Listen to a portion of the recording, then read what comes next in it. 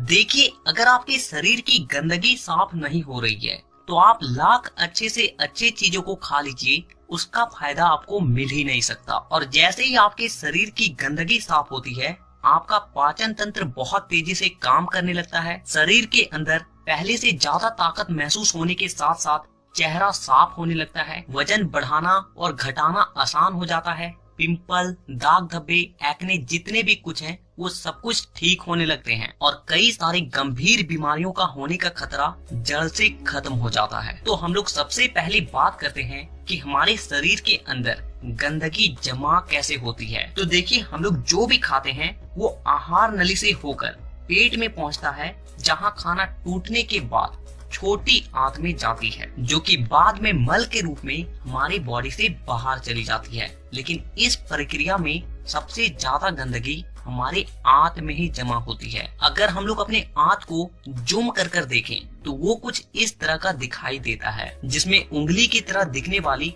छोटी छोटी उभार होती है, जो कि एक फिल्टर की तरह काम करती है, क्योंकि इन उभार के अंदर नसें होती है जो कि हमारे शरीर के अलग अलग हिस्सों से जुड़ी होती है और इसी नस के जरिए खाने में मौजूद पोषक तत्वों को खींचकर खून में और हमारे शरीर के अलग अलग हिस्सों तक पहुंचाया जाता है। लेकिन जब हम लोग जाने अनजाने में गलत तरीके के खाने का इस्तेमाल करते हैं तो वो हमारे आंतों में चिपकने लगती है और धीरे धीरे दीवार पर एक मोटी परत बनाकर जमा हो जाती है, जिससे कि जब हमारी आंतें खाने में मौजूद पोषक तत्वों को खींचती है तो उसके साथ साथ गंदगी भी हमारे खून में मिल जाती है और फिर शरीर के अलग अलग हिस्सों में जाकर ये गंदगी जमा हो जाती है। जब ये गंदगी खून के जरिए हमारे लीवर तक पहुंचती है तो फैटी लीवर और जॉन्डिस जैसी बीमारियां होती है। जब ये किडनी में जमा होती है तो किडनी स्टोन और फेफड़े में जमा होने से अस्थमा, और जब खून के जरिए दिल तक पहुंचती है तो कोलेस्ट्रोल और हमारी नसों में ब्लॉकेज पैदा होती है। और जब ये गंदगी हमारी स्किन में पहुंचती है